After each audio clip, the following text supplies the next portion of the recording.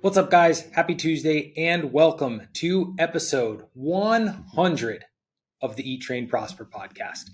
This is just a wild thing looking back on like reaching this milestone since we started in January of 2021. It seems pretty wild. And here we are in January 2023, so officially 2 years, a little bit over 2 years since we've kicked this off, and here we are reaching this really sweet milestone of episode 100. And for this milestone episode, we do have a pretty cool episode, which I'm going to let Brian kind of introduce because it is 100% his brainchild episode. Thanks, man. Yeah, it is pretty cool that we're here at episode 100 and that we're now like well into the 100,000 plus downloads, which is something I don't know if either of us ever, like, we always hoped for, but I don't know how realistic we thought it was, especially at this point in the journey, to be here. So that's super cool, and appreciate all you guys listening and all that. So this episode has in some ways kept me up at night. It got put off last week because Aaron was sick. So I woke up and saw the text from Aaron being like, "Oh, I'm sick. I can't do this." And I was like, "Okay, cool. Extra sleep." And then I woke up and immediately was like, "Oh, I kind of wish we had just done that," because then it's, still hanging over my head. But this episode has been really important to me for a number of reasons. And I'll get into that a little bit more as we get into it after updates and stuff. But this is kind of the breakdown of what you can expect today. So research has dramatically helped to drive the industry forward over the last 10 plus years. Thanks to this research, we now feel confident about some things, such as longer rest periods are better for hypertrophy, frequency is mostly a means of partitioning volume, et cetera, et cetera.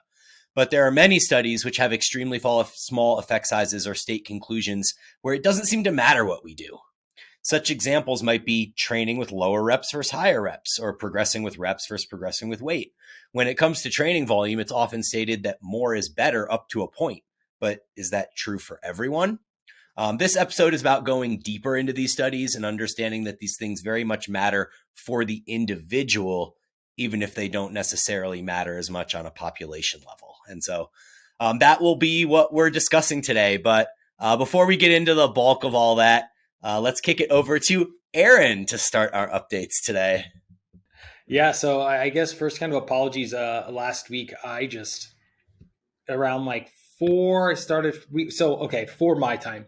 For the listeners out there, it is 9 p.m. for me. I'm on Central Indonesia time. Brian is on Mountain time, Yep. right? It's 6 a.m. for you, correct? Started feeling like not so hot, and I was like, oh no. And then I tried to power through, but I was like, this is an episode that requires like brain capacity, and I was like, I don't want to be holding on, just being like, yeah, no, I don't have anything to add, right? Like, that would have been a worthless episode. Yeah. So we punted it, and then I ended up getting sick, and that kind of leads into some of my other updates. So a couple episodes back, I briefly touched on the project I have with Jackson Pias called Upgrade. We opened that yesterday morning for registration, and it sold out in under 30 hours, which is like an amazing response. Like, we set our pie in the sky, goal number, which is where we wanted to cap for quality assurance reasons, and people just like ate it up and we're there, which is amazing, absolutely amazing. I made a funny joke yesterday about like, life is 50-50. There's always like the good with the bad. So that was like the really, really good today. And then the bad today was something I ate completely demolished my stomach, and I haven't left the house since. And I've been horrible. Again? A second time? Again. Oh, man. Yeah. So I was like, I just hope it stays to like my stomach, and that way I can like record the podcast episode. But my stomach is in like shambles. Oh, man. It's been all day. And then yesterday I had for those longtime listeners, back in January of last year, I had that crazy story with the insane ab cramp from like the depths of hell that thought I had like ruptured something in my stomach. That happened a couple days after I was sick. Well, we just touched on that I was sick, a week ago, and it happened again yesterday. I was doing, hanging knee raises, and at the end of the second set, everything just completely locked up on me. I couldn't believe it actually happened again first, but it's like you're incapacitated, right? Because it's like you can't like force stretch it because everything's locked down, and then when you like bend over more, it just gets worse. And It was horrible. It was I can't imagine. That absolutely sounds horrible. just awful. And the only thing I can think of is like it's only happened to me twice. Both times have been after I've been sick, like about 4 or 5 days after I've gotten sick. It's the only two times I've been sick. So there must be some like lingering dehydration type thing in my core. And both times I lost like I was down like 4 pounds, this week from it. And in my notes that I typed up for having the episode last week, I put like I'm back in the 200-pound club. I've been over 200 pounds for 5 days in a row now, and now I've been in the Oh 196s and man. 197s all over again. So I had to like kind of cross that out. But those are my like big updates for now. There was one more I kind of wanted to touch on, but I might kick it to next episode and we'll have a little bit of a discussion around it with like the highs and lows of entrepreneurship, which I'm sure you can add Yep. some lots of quality information to that. Yeah, for sure. Well, I had no idea your stomach was still on the fritz, so I appreciate that you're pushing through here today and making this thing happen. Okay, cool. So I'll be quick on my updates too, so that we have enough time to get to kind of the bulk of the episode today. But I do have a few things. So my strength or neural phase is in week 2 right now. The first week, which was like a deload intro week, I basically did 2 sets for everything across the board. It's a 3 times a week full body setup. So essentially, I was hitting close to 6 sets per muscle group per week. Some of them had a little bit less as they were only trained on 2 of the 3 days. Like, for example, I didn't do quads every day. I just did like 2 sets of hacks on one day and 2 sets of pendulum on the other day. I took Wednesday off. Hamstrings, I had RDLs on Wednesday, leg curls on Monday, but no hamstrings on Friday. So kind of like a little bit. It's 4 to 6 sets per week, basically. And then yesterday, I started the second week of the strength cycle. And my plan, what I implemented, was to bump all the sets up to 3. Didn't really seem like it was going to be a huge increase because I wasn't really changing the RIRs, and we were in a deload week prior. It's pretty natural to increase volume coming out of a deload week into a work week. So the big compound like lengthen stuff, the pendulums and the hacks and the RDLs were, still hanging out at 4 to 5 RIR, but now 3 sets instead of 2. And the isolation short overload stuff was more like 2-ish RIR. And for whatever reason, the third set just felt very unnecessary on every single exercise. And I went through it, and the first 2, it just felt like a lot, but I was like, this is what we do, blah, blah, blah. By the time I got to the 4th exercise, I was like, man, why am I doing 3 sets of everything? I'm just finding it really hard to keep the focus and the intent high when doing a third set. And so since yesterday, when I did this, I've had a few on the side conversations with a few people in the industry, and a lot of them have resonated with what I'm saying, that 2 sets is just kind of the sweet spot. Like, you can really get amped up for the first set. You can do it again for the second set. Nunez has said the same thing as well relatively recently on his story. And then the third set is just hard. So it's almost like you'd rather have another exercise than to do a third set, but then you have to deal with like the warming up for the new exercise and the ramp up sets and all that. So I don't know where I stand on this right now. I'm probably going to continue with 3 sets as I had planned through the rest of this week, and just see if I end up way too beat up and unmotivated. And if that's the case, maybe drop a few of those movements back down to 2 sets. But definitely, I was surprised by that, is kind of maybe the realization there. The second update is my one arm training experiment is halfway done, 3 months in. I made an update post on Instagram last week about this. 3 months of training only my left arm with direct work. And so if you guys want, you can go check that post out on Instagram if you haven't seen it. There's been a lot of cool engagement too, and some kind of theories about why things happened the way they did. Essentially, what happened was both arms grew a little bit despite only training my left arm. And of course, my hypothesis was that neither arm would grow. So this is like really blew my mind. I was like, what in the world is happening here? A lot of the theories are kind of on this whole like neurological side of, if you immobilize one limb but train the good limb, then, it will provide some support to the other limb. A lot of people stating things like, hey, the body is pretty magical, got to be even, stuff like that. I'm not exactly sure where I stand on this. It's a very unhelpful. Right. Just like the body's magic. Right. It just doesn't want one side to be bigger than the other. The one person did bring up like who said that, and I kind of questioned it. And then they were like, well, you are right arm dominant.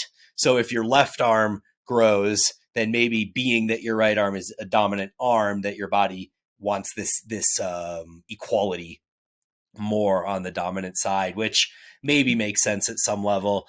I also think that it's very possible that it was just like a 1 day error in measurement. Not to say that I screwed up the measurement per se, but that 1 day doesn't give you like a great sample size. So I think what I need to do at the 6 month mark is measure for like 4 straight days in a row and then take the average. So I think that that's for sure going to happen. I kind of wish I had done that in the beginning too, because again, the beginning number could have been an outlier number. It could have been like 1 day where things were just a little smaller. And then now this day that I measured halfway was maybe just a day where things are a little bigger. My body weight was mostly the same. It's like 1 pound heavier now than it was then. Tough to say if that had any sort of impact. Probably unlikely. And then I also want to do a unilateral strength test at the end. So I obviously haven't trained my right arm it will be 6 months at that point. So I want to do like curls with my left arm to failure and then use the same weight and do curls with my right arm to failure and see if my right arm is still stronger than my left, even though I haven't trained it for 6 months. I think that'll be some interesting data as well. But I don't really have a whole lot to say on that. I think I'll have a lot more to say once the 6 months is up and potentially some practical implications for training going forward. 2 more really quick updates. I just love tri-tip. It's such an amazing food. It's just such a great way to get protein. So I buy this massive tri-tip once a week. It's like 2.5 or 3 pounds, and I just grill it up and slice it and dice it and eat it throughout the week. And it's been phenomenal. I'm just a huge fan of it. It's also pretty lean.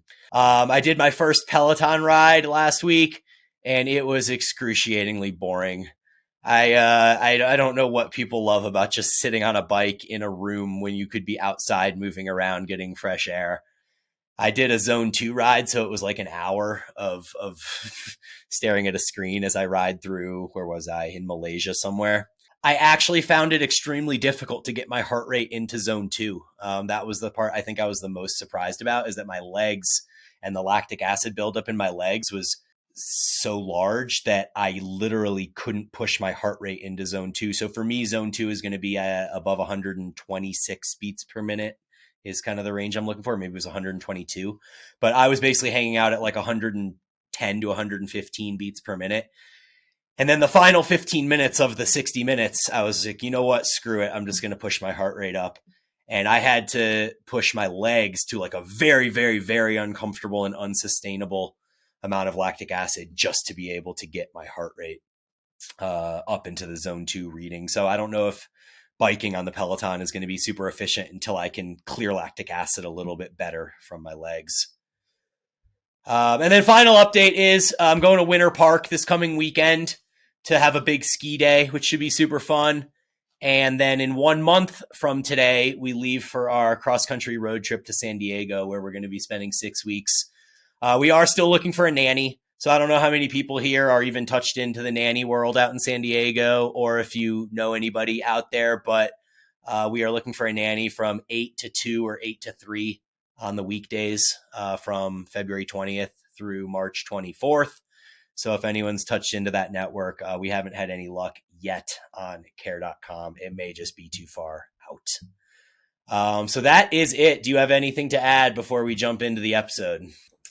Sure. Yeah. I love that you guys are going back to San Diego for 6 weeks. That's the time you went for last year, right? Is that just like something you guys are like, hey, we're going to go for 6 weeks at the, close end of winter to take our family there and enjoy it? Yeah. Get away from the dead of winter here. We tend to get the most snow in February, March timeframe here. And we've already obviously been dealing with winter for a number of months. It's also possible that this is the final year that we can do this. Bryson will be in kindergarten next year, so it's probably likely that we can still do it one more year. I have a bit more trepidation about doing it when he's in first grade and taking him out of lessons for that long. As it is, we're taking him out of his Montessori school here, and we have to keep paying because we have to like reserve his spot. So essentially we're like paying our mortgage, we're getting a place in San Diego, we're paying his school, we're paying a nanny in San Diego, and it's just like these ridiculous double costs that just, oh man, they escalate so quickly. So the ROI for me is severely diminishing at this point. Yeah, when you bring in those very valid points, yeah, I could see that. Yeah. And there was one. What was the zone Yeah. two? Yeah, that the irony in that you're like, oh man, I'm going to do my zone two on the bike. It's chill. It doesn't really work that way because you need to like do it on something that you can support your body, that you are supporting your own body weight, which makes it the effort so much higher. Or you just smoke your legs and then you're trashing your recovery Yeah. for whatever next leg day. It's hard to finagle that one. That's the exact scenario that I ran into myself when I was trying to introduce zone two, is I couldn't do it on a bike, couldn't get my heart rate So up. I can do it on the bike outside, and I think it's because the upper body is involved too, with like the turning and the moving and the gripping the handlebars. On the Peloton, literally, like the handlebars are just there to support you, so you're not actually exerting any effort in your upper body. So I think that idea of kind of using your upper body and lower body simultaneously makes it a bit more effective outside. But you also have the deviation in like hills and stuff like that. So then you potentially can fall in and out of zone two, which is also not ideal if you're training the zone two system. So I don't know, man. I'm gonna have to think about this and figure out what the right approach is. But yeah, the Peloton was just super boring. I had a number of studies I was going to talk about on here, and I narrowed it down to 3 that I want to talk about in more detail, and then 2 that I kind of want to glance over a little bit quicker. And then I may reference 1 or 2 others along the way, but not really dwell on them too much. Before we get started here, I think the first thing that we need to do is talk about some of the problems with research as it exists currently. And one of the big problems that we actually kind of resolved in some ways with the first study I'm going to talk about, which is Scarpelli 2020. But some of the big problems that we had before this study was that people would be assigned to these random volume groups. So they might have, for example, a study where there's a 10 set group, a 15 set group, and a 20 set group. And so you would immediately assume, okay, low volume, medium volume, high volume. Actually, you know what? Let's use an exact study from my thing as we talk about this. So there was a study by Heelsgrave and colleagues from, I think it was 2019. And they had them actually do a very similar thing, which was 9 sets, 18 sets, and 27 sets of bicep work over 6 weeks. And they measured the results with ultrasound. So this is one of the studies I didn't want to talk about in detail, but I think it's relevant here because what it represents is this problem in research, which is that people are randomly put into a 9 set group, an 18 set group, or a 27 set group with no relevance to their history of training. So imagine that you are somebody that is placed into the 9 set group and told that you are doing low volume, but you were doing 5 sets prior to that. So suddenly you're in the 9 set group, but that is a 80% increase in your training volume from 5 to 9 sets. So your results in that study are going to be represented like they're going to be perceived as if you're doing more volume, even though the global perception is that you're doing less volume. So without individual data, you couldn't possibly have any insight into that. Alternatively, you could have somebody placed into the 27 set group and maybe they were doing 42 sets prior. And so suddenly they're placed into this high volume group, but in actuality, they're lowering their volume. So this is the number one problem with volume studies in general, is we have no idea what someone's prior volume is. Well, enter Scarpelli 2020, which is a really, really cool study where people actually were asked what their prior volume was for a number of weeks leading up to the study. And then their volume was dictated based on their prior volume. So one leg, it was legs only. One leg would be doing a nominal 22 sets. because that seemed to be the average across a number of different research studies that are out there. So they just decided, hey, 22 seems like a pretty good number. And then the other leg was doing 20% more than what you were doing previously. So if somebody was doing 12 sets previously, you had 20%. They're now doing 15 sets on one leg, and then the other leg is doing 22. I knew that this study existed, and I knew how important it was to this discussion. In fact, I knew that it was going to be the number one most important piece of this whole discussion.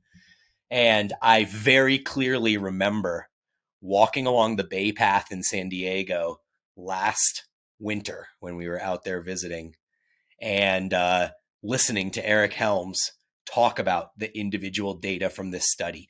So there were 16 participants, and he was actually referencing this participant, started at this volume and added this much volume, and his legs, one leg grew by this much, the other leg grew by this much, or didn't grow, or whatever. So I knew this individual data existed. When I started researching this episode, the first thing I did was go to Scarpelli 2020 and literally read the entire study that was available to try and find the individual data. Much to my dismay, there was no individual data in the study. It was not released. So I was like, what in the world is going on? Like, I felt like I was going crazy for a day. And I went out on this mission to try to find this individual data. So I asked a number of different people that I communicate with in the kind of evidence-based field here. Ended up having a conversation with the data-driven guys about whether they knew where this data was or if they had this data. And they were like, no, we don't have the data, but man, would it be cool to have it? And I was like, yeah. So I know Helms must have it because he talked about it on this podcast. And they were like, yeah, we think that Krieger got it from the author and then Helms got it from Krieger. So then I'm sending Helms this message, and he was so nice to bestow upon me this individual data. He told me to ask Krieger, make sure I could talk about it, which I did. And Krieger was nice enough to let me talk about it. So thanks to those two guys, we're here right now, and we are talking about this data.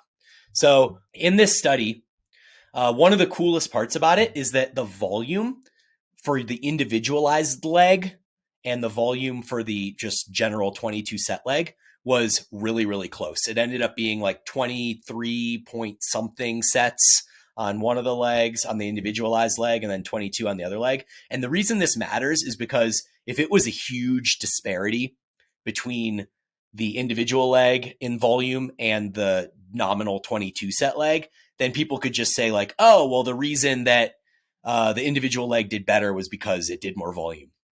But in this case, you can't actually say that because they are close. There's no significant difference in the number of total sets that each leg was doing. So when you look at the global results of these 16 subjects, 10 of the 16 got better results in the individualized leg than they did in the 22 set leg. 4 of the individuals had not a significant difference, so they kind of can get thrown out. And then 2 individuals actually did better with the 22 set number than they did with their individualized number. And then I just kind of want to talk about some of the specific data here, because I think you guys will find this really interesting. So where is my little chart? All right. So starting with the person, there were 2 people that did better with 22 sets than they did with the individual leg. And one of the people that did better, it doesn't make any sense. Like, it must be some sort of error, because he went from 20 sets previous volume. So they bumped him up to 22. And then, because he did 22 in the non-individualized leg. And then the other leg that was individualized did 24. So he ended up getting better results from 22 sets than he did from 24. Doesn't really make much sense. I think we can almost even throw that individual out. But the one that is relevant that I think is interesting is one guy who was doing 12 sets previously. He bumped up to 22 sets and got incredible results. 14% increase in thigh circumference going from 12 to 22 sets. Whereas his individualized leg, where he went to 14 or 15 sets, he only increased 1%. So this guy obviously did way better with more volume. And you can look at that data and say, wow, this guy was definitely underdosing his volume before. On the other side of the coin, we have 6 people that did way better on the individualized leg than they did on the 22 set leg. And so 2 examples there are one guy who was doing 10 sets previously. So his 22 set leg, he only gained 0.5%.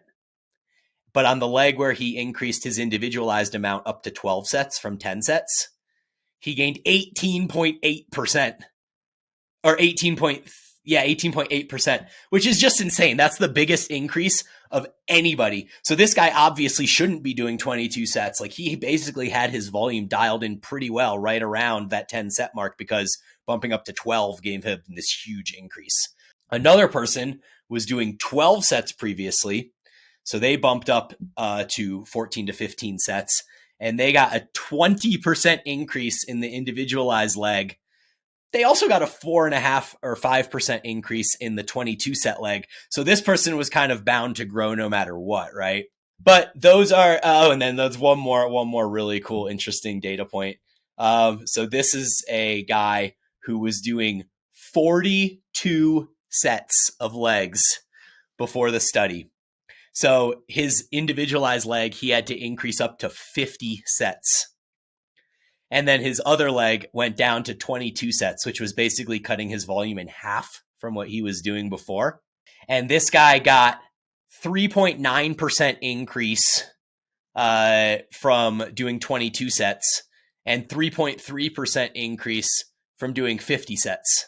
So he did get very, very, very slightly better results by dropping his volume, but this was considered a non-significant difference. So essentially, this guy could be doing 50 sets or he could be doing 22 sets, and it literally doesn't matter. He's going to grow at a relatively slow rate, regardless of how much volume he does. So he's basically doing like 30 sets of junk volume, essentially.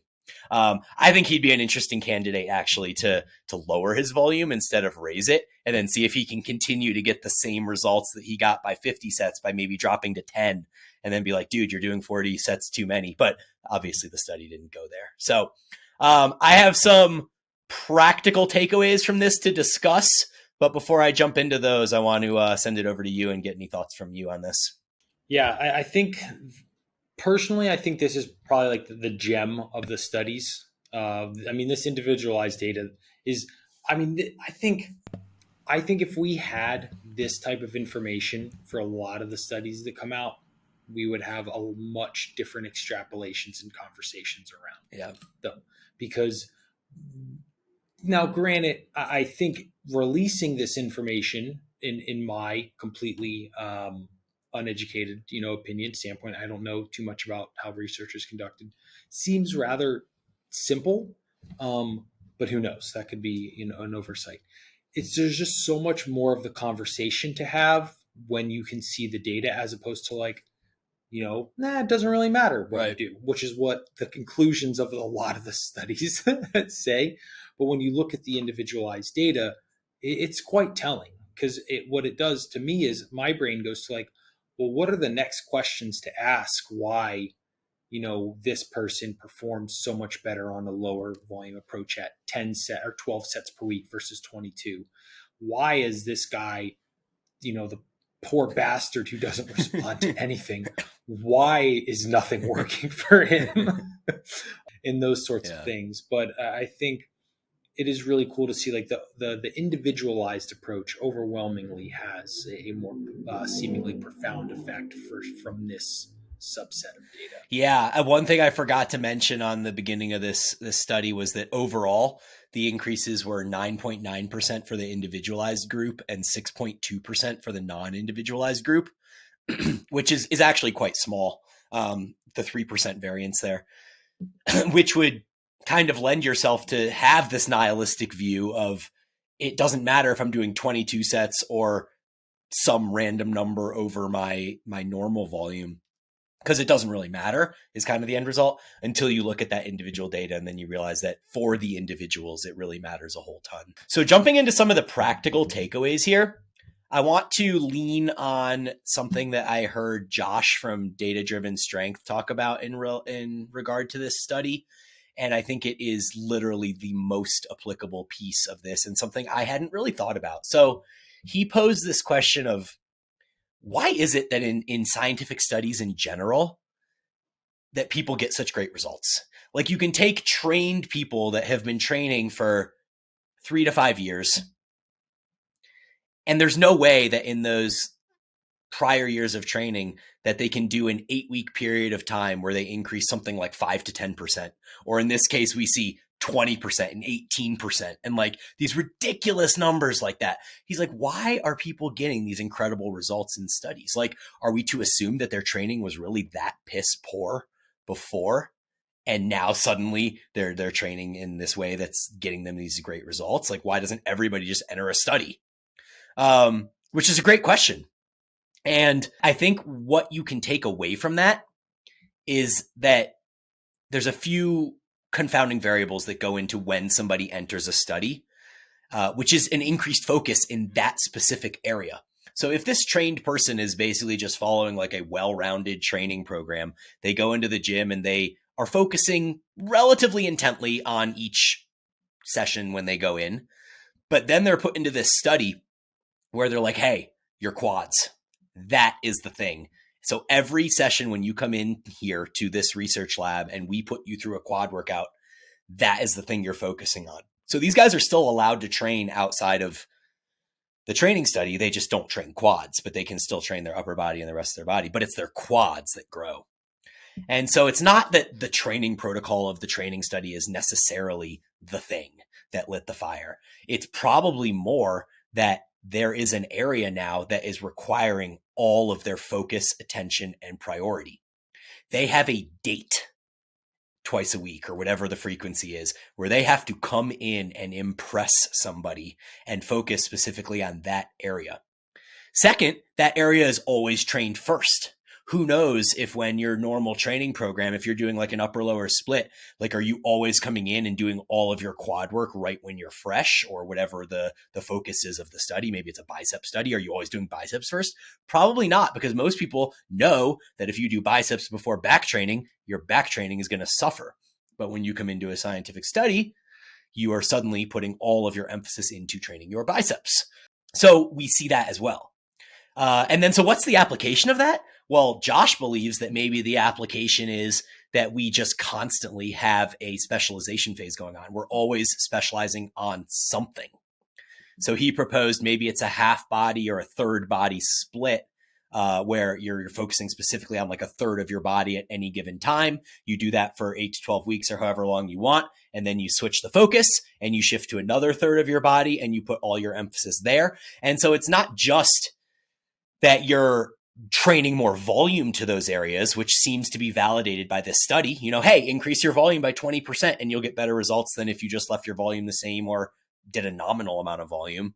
But it also gives you that focus. You go in and you're like, hey, I am now, for these next 8 to 12 weeks, I am focusing on whatever those muscle groups are. And so, you know, when you go into each session that those muscle groups, A, go first, B, get the most of your mental focus and the most of your effort.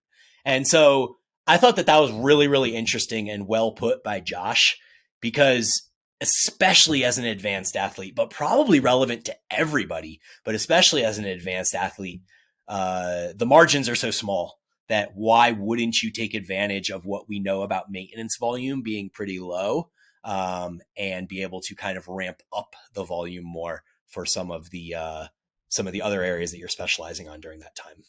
Yeah, that I think the reason I'm using a collective we don't is kind of like wishful thinking. You know, like I don't want to only take my back volume low because, you know, I'm gonna lose gains or whatever, even though that's not what the research supports, whatever. It's kind of like it's like a fear-based thing, you know, and I think that's largely like a human nature thing. Yeah, no, I agree. I mean, I've struggled with that too, because in my brain, I'm like, I Same. just want everything to grow.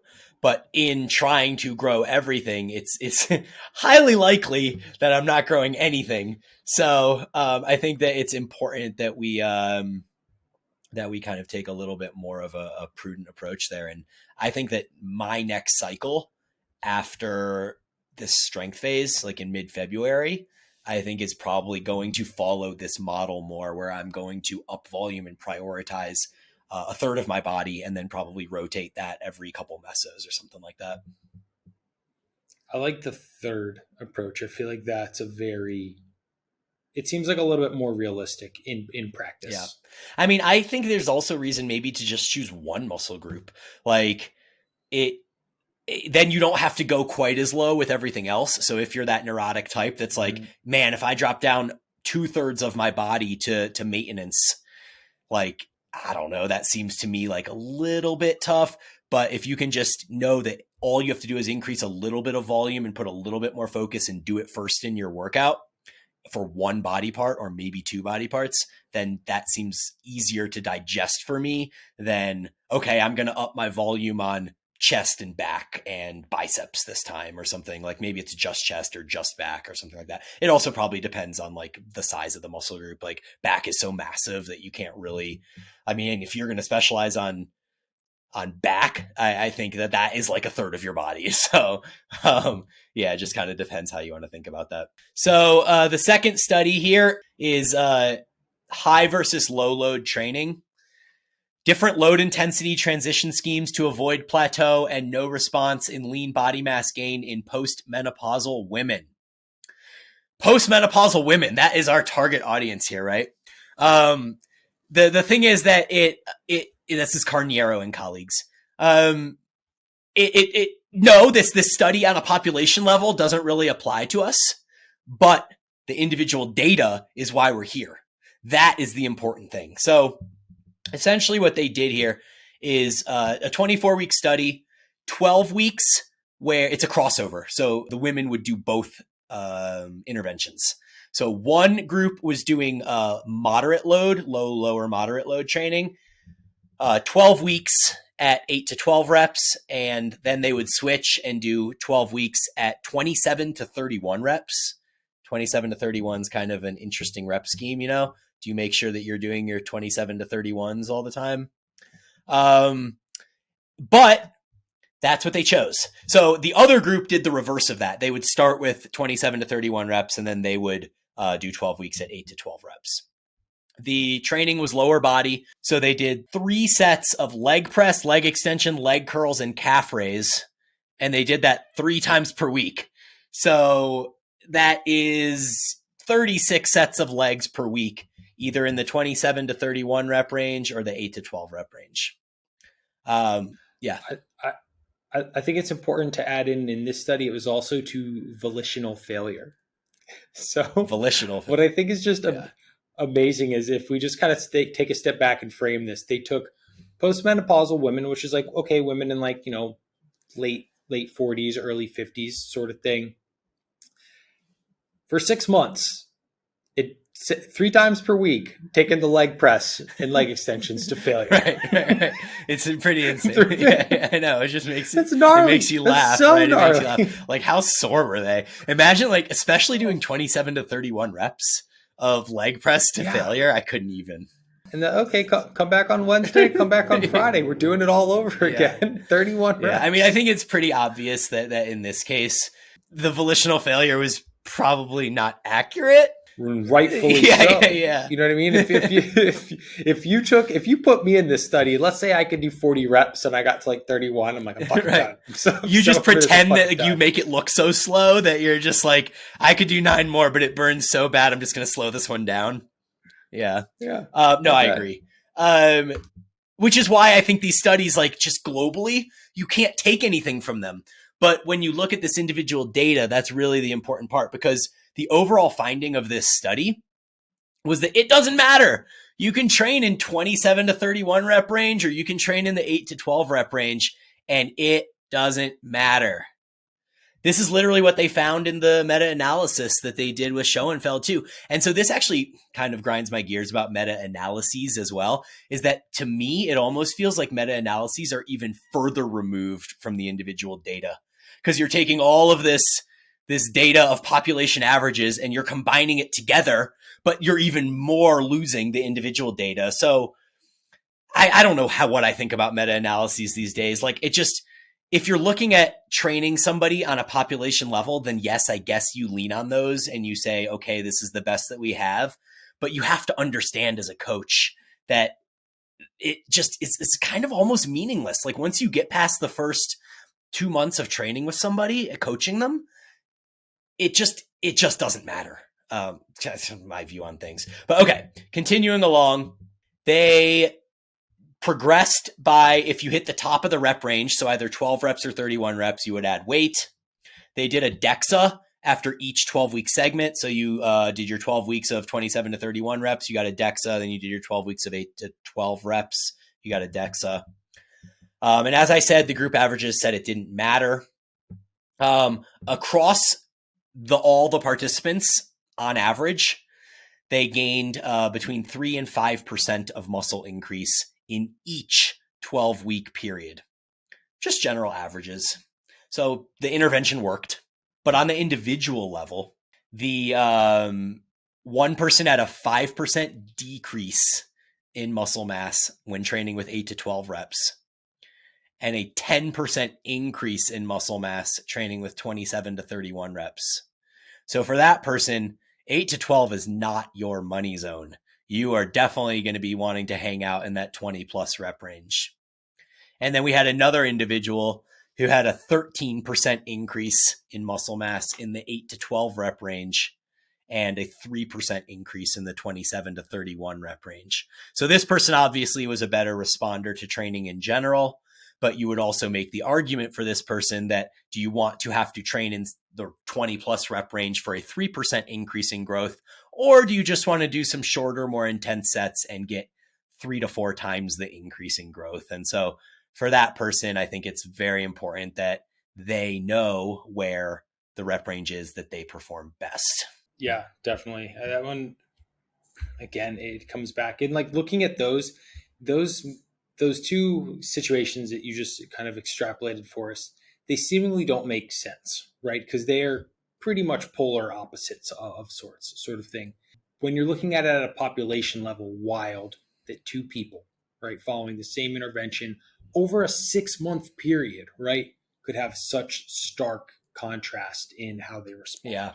No, it really, like, it's one of those things where like you can kind of feel, I think, as you become a semi-advanced trainee, you can just sort of feel like where your responses are best. And maybe it would have been cool if they would have taken some subjective data or information from these subjects. Like, how do you feel? What is happening within like the musculature and the stimulus that you're perceiving in your body from each of the 2 rep ranges, and see if any of those subjective measures that, you know, Mike Israetel loves to talk about, like the pump, the soreness, the disruption, the fatigue, things like that, whether those things are relevant data points, whether somebody will in fact perform better in the 8 to 12 or the 27 to 31 rep range. But unfortunately we didn't get that data, but that would have been really cool, I think, to have. Yeah, kind of like kind of baselining your intuition against how you respond, you know, and seeing if your intuition holds any water for individuals or something like that. So this third study is from Plotkin and colleagues, 2022. Progressive overload without progressing load, ? The effects of load or repetition progression on muscular adaptations.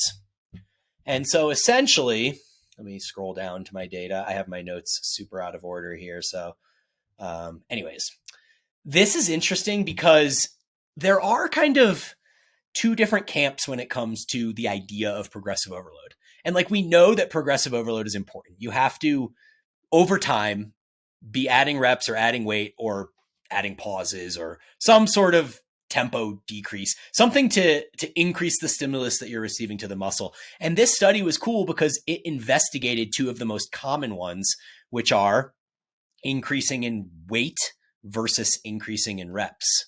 And so in the study, they had 38 trained mixed gender people training in the 8 to 12 rep range. So everyone started in the 8 to 12 rep range. I think they started at around 10 reps is what I remember, if it's correct.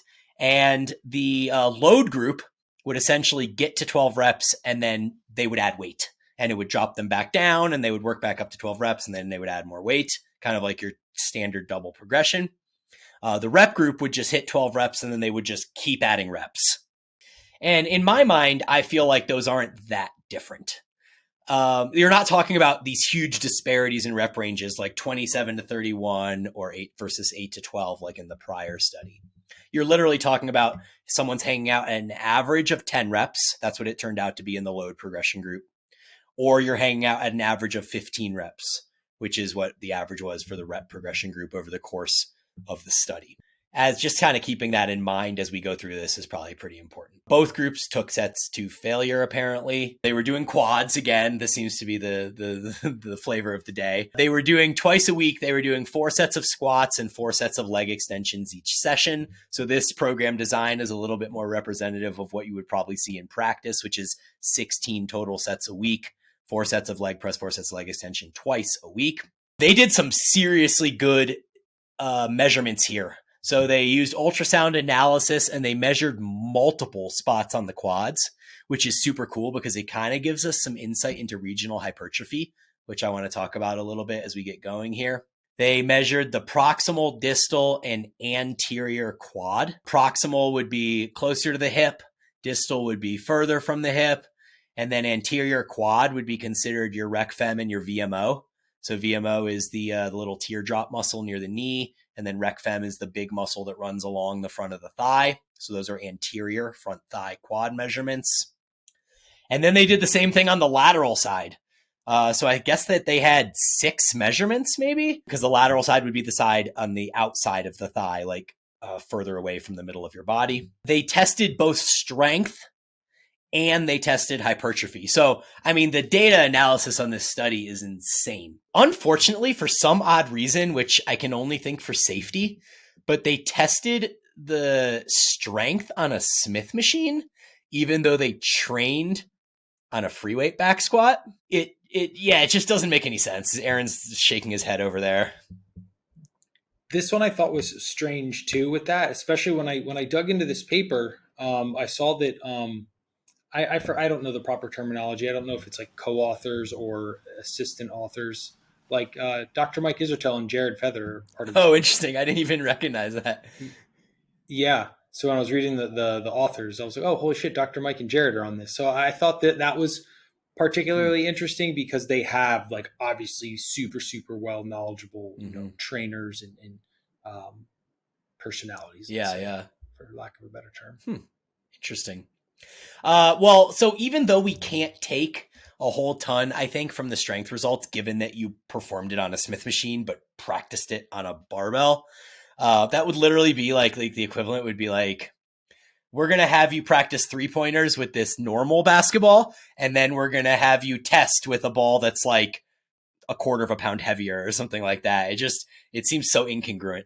The strength results slightly favored the load progression group, which I don't think surprises anybody. There was about a 2 kilogram higher increase in the strength group compared to the rep progression group. And the hypertrophy results had a slight lean in favor of the rep progression group, which is interesting. But the actual individual data points here, there was one person that got 2.4 kilograms better results in the rep progression group, and this is for strength testing, and 7.8, and another person that did 7.8 kilograms better in the load progression group. So those individuals specifically, like if you're training for strength, one person may benefit more by increasing reps and another by increasing load. When you look at the hypertrophy results, you had one individual who increased a little bit, 0.5 millimeters, which is like nothing, 0.5 millimeters in thigh circumference in the load progression group. And then another person that had 5.8 millimeters increase in the rep progression group. So again, the outliers not quite as significant there, but leaning toward the rep progression group. And so some of the reasons maybe why this would be the case is, again, I'm going to lean on some of the information taken from the data-driven guides because they have a really, really cool way of just breaking down studies and providing some really quality insight into this stuff. Their theory, which is worth repeating, the isolation movements may do better at increasing in reps and, in effect, essentially doing higher rep ranges, whereas big compound movements may do better in lower rep ranges, which again, not a huge surprise to anybody. One other insight that they brought up was that I didn't realize this, but they referenced that there have been some studies on back squats specifically in different rep ranges. And so what they found, again, this isn't surprising, but I think it's insightful, is that when you back squat for higher reps, it tends to be your quads that can take more of the brunt of the work rep to rep. Whereas when you're squatting heavier loads, they're so heavy that your natural inclination is to have to engage more of the more powerful structures of your body, such as the hips and low back and glutes and things like that. So essentially, when you're squatting lighter, you can stay more upright and actively focus more on sending the knees forward. But as the loads increase, your body has these natural compensatory mechanisms that are going to force you to use more of your stronger muscle groups, which are your bigger glutes and hips and things like that. And then they kind of said that you probably see the same thing in like an RDL, where if you're doing an RDL for higher reps, you can keep your legs straighter. You can let the bar maybe float a little bit in front, increasing the moment arm, and let your hamstrings truly be the limiter more. Whereas when you're doing an RDL with heavier weight, you can't increase the moment arm because your body is going to do everything it can to keep everything as close as possible to the midline, which inevitably is going to engage more of your hips and your glutes and things like that. They also noted that the leg extension, the rec fem measurement, seems to be the one that was the most relevant in the progression, or rather in the results, that the rec fem seemed to demonstrate the most growth of any of the quad muscles. And that was obviously the one trained by the leg extensions, which then kind of further validates this idea of maybe slightly higher rep ranges for that movement. Again, I don't have all of the individual data here, so I wish that I could see the individual data for everybody versus just some of the outlier measurements that I referenced, because it would be kind of cool. Like for me, I don't feel like I get a lot out of 15 rep sets of leg extensions, because I think that it is harder for me to push to those slow grinding reps that I can do more effectively in like the 7 to 10 rep range. Whereas in the 15 rep range, the lactic acid accumulation is so significant. And so I would love to see the individual data to see whether there were certain people, maybe like me, that would in fact get better results in lower rep ranges with leg extension, despite the group averages showing the rep progression group in the higher rep ranges did better in leg extensions. And I remember them pointing out that in the rep progression group, even though the average number of reps per set was like 15 or 16, there were people that had to progress those up to like 20 or 20 plus reps over the course of the study. And so there's obviously, if there's some people doing 20 plus reps and the average is 15 or 16, then that means there has to be some people that were doing fewer reps as well. And so would be cool to have that data. The individual data, it changes how you could really look at things. And obviously with how science works, like we're going to report averages, we're going to report population means. But again, what I'm very curious about is like, what are the reasons why, right? Why does someone like yourself, not do good in that 15 rep range on a leg extension? Whereas like myself, like the 7 to 8 is a little bit too low on the leg extension. It's just like, it's going to hurt my knees and stuff. But I could like in that 9 to like 16, 17, I'll do better there. And yes, there is like a lactic acid component. But I wonder like what kind of inherent differences or, genetic variations do we have that lean us one way towards another, instead of just being like, works for you, doesn't work for you. Like for me personally, like I don't like that that's where like the period in the sentence is. Like that should be a fucking comma. We still have like 3/4 of a sentence on the back end of that. And that's just kind of, adding some of my own thoughts to this conversation on these things. I want there to be a comma there, and we extend, and look for more, because I guarantee there has to be something. Yeah. And I know there has to be people out there that know or are having these same thoughts that you and I are having. It could just be, or what it probably is just limitations to the research methodologies, funding, I'm sure, of course, and people willing to donate however much time of their lives to further this in being a subject sort of thing. Yep, totally. And then I think that probably some of that, like when you talk about the biological mechanism for why some people higher reps, lower reps, like you can look at what I talked about in the updates and how I couldn't get my heart rate high enough on the Peloton to get to zone 2 because this lactic acid is just flooding into my legs. And so it's very likely that I genetically just have a poorer ability to mitigate lactate accumulation, and other people that are maybe more aerobically enhanced probably clear lactate at a faster rate than I do. And so that person can probably get more out of their higher rep sets than I can. And then that also begs the question of, could I train myself to clear lactate more efficiently? And if I could, which I think is probably likely that I could train that, would I then get better results in the higher rep ranges? Or am I so far out from what my like genetic predisposition is that I wouldn't actually get better results there? And these are questions that, you know, we just don't know the answers to. To add one last thing to that, I've heard this talked about, but I don't know the validity there. Or is it kind of their third option in that, and it's like ability to adapt to the discomfort of the psychological piece, yeah. The psychological piece, yeah. Kind of like the people who are like, you know, like when I'm doing cardio, at like the first sign of things like getting hard, I'm like, I'm gonna fucking die. I need to quit. I need to quit. Where there's the people who are like, will have that same kind of objective pain threshold that I'm in, but they will push for like 20 minutes in it, and I can push for like 9 seconds. I think it's a combination of psychology and physiology, as with any of this stuff. But yeah, no, it's very interesting. I obviously don't have the answer there. So another study here, we have Damas 2019, individual muscle hypertrophy and strength response to high versus low resistance training frequencies. And so this one is actually a pretty cool study. They again did one leg doing one thing and one leg doing the other.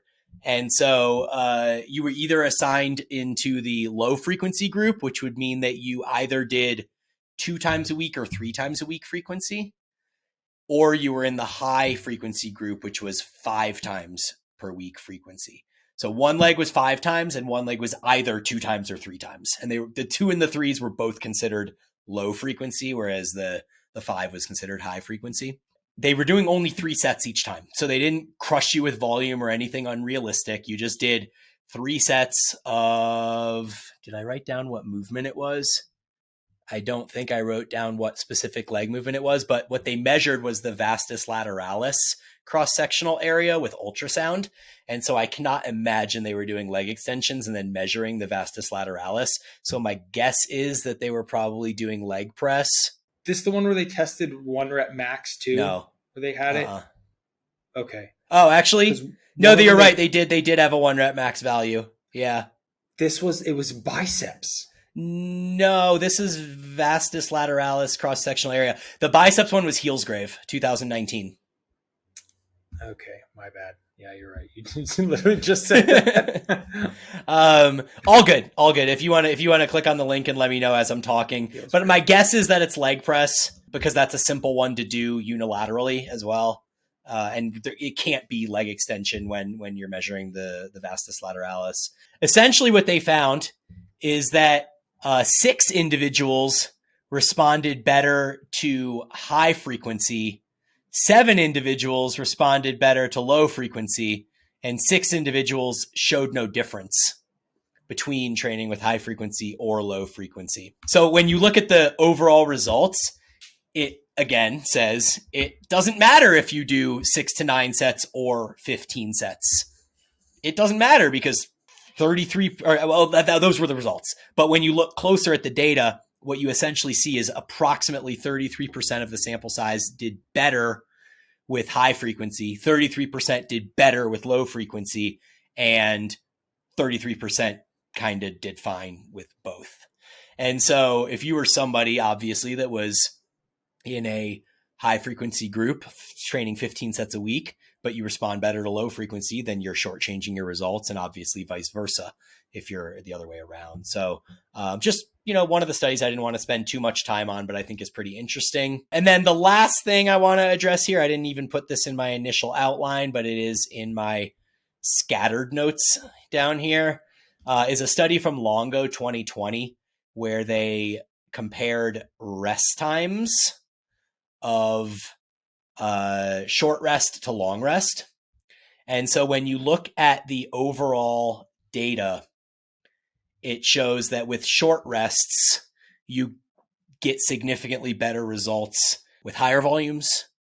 And then with longer rests, the plot changes, and you see the low and the moderate groups getting better results than the high volume group when you increase rest periods. However, when you look at the actual scatter plot of the individual data points, even in the short rest protocol, which generally leans toward higher volumes being better, there are plenty of individuals that still responded better to lower and moderate volumes. And in the long rest period, even though the data trended to be better for the lower and moderate volume groups, there were plenty of individuals in the higher volume group that did better despite having the longer rest periods. So it's like you look at these population averages, and we know on average it's better to take longer rests. But when you look at the individual data, it just seems to be all over the place. Like it's literally everywhere. I mean, there were literally people with short rest periods under 1.5 minutes that did better with one set than people did with 5 sets. Just individual data points. No, it wasn't the average, but like that's the way it plays out sometimes, you just don't know. And then this kind of goes back to that thing that I said in the very beginning of this introduction, which is when you're assigned into these groups of low volume, moderate volume, high volume, it doesn't take any consideration into what your prior training was. So we don't know whether somebody in the low volume group was maybe doing even lower volumes than that before, or somebody in the high volume group was doing higher volumes than that before. And so to them, the volumes they're doing are actually the opposite of what the study thinks they're doing. And then just to kind of wrap it up, the Heelsgrave 2019 one, which was the bicep one that you referenced, which the fact that they tested 1 rep max was really interesting. But they measured thickness, and they did 1 rep max. And so it was over 6 weeks. The author's conclusion was that 9 sets, 1 time per week, is sufficient for biceps growth, but that 18 and 27 sets are better for 1 rep max strength, which like literally conflicts with almost all the data that we have about strength responding better to lower volumes and hypertrophy responding better to higher volumes. So this study, their conclusion was kind of the opposite. But again, you can look at the scatter plot of who responded best to what. And the very best response was an 18 weekly set person. The second best response was a 9 weekly set person. The third best response was an 18 weekly set. And then the fourth best response was a 27 weekly set person. And when you look at the number of data points below the 0 line, meaning I guess that some people actually lost muscle, there were much fewer of them further below the 0 line in the 27 weekly set group, which again, it supports a lot of the research, which is that if you're a non-responder to training, just keep doing more volume. But there were also, on average, higher response rates in the 18-week and 9-week groups compared to the 27-week group.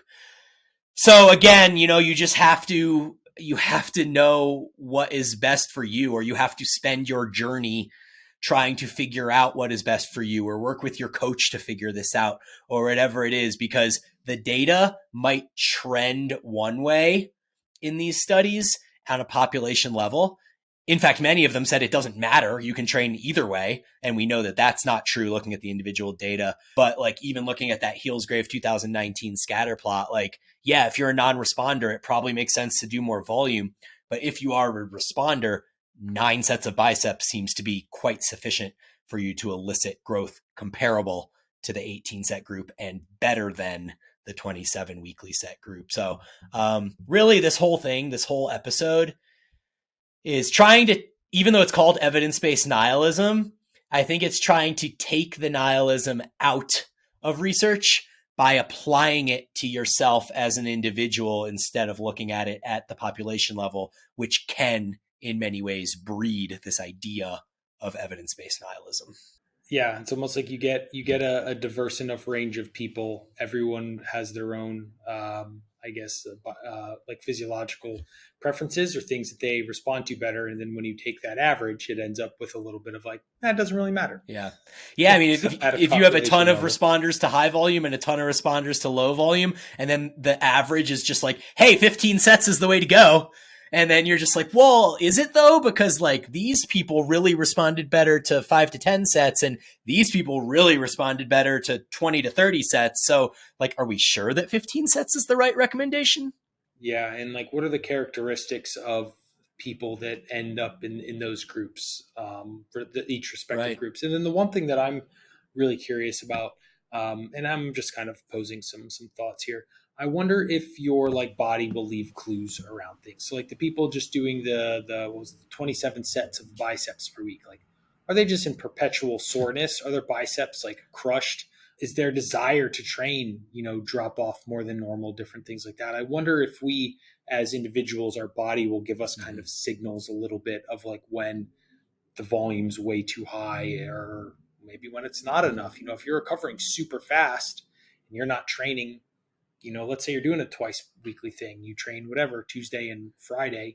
If by like Wednesday afternoon you're ready to go again, that's probably like a decent thing. If like by Sunday you're still not ready to train biceps again, you either probably need to drop it or reduce frequency. So I'm just posing that. I wonder what that actually looks like. And that's where those subjective parts could be very valuable. Yeah, like the subjective stuff, the Mike Israetel stuff, the pump, the soreness, the disruption, the fatigue, like stuff like that for sure. And then I think it even, you can look back to what I was talking about in the beginning during my updates about how in my deload week, I was doing 2 sets of everything. And then I thought in theory that I should be able to go up to 3 sets because I wasn't working harder. I wasn't getting close to failure. I was just hopping out of a deload week, which usually accompanies an increase in volume or effort. And so I decided to pull the lever of volume instead of effort. And it just felt like too much. I mean, I couldn't know, like you can't have a study say that, well, Brian, it's better if you were to do 3 sets of everything than 2 sets, because in my moment of training, when I do that 3rd set, I know that my focus has slipped, that I'm not intently recruiting the area of the body that I'm trying to recruit as effectively. And so in my N of 1, it would make sense that me doing 3 sets is probably, if not less effective, then the returns are so diminishing that it may not be a good ROI for my kind of fatigue and recovery spectrum. So it really is just like a constant process of evolution and learning yourself, whether it's with your coach or on your own, and figuring out where you stand in these.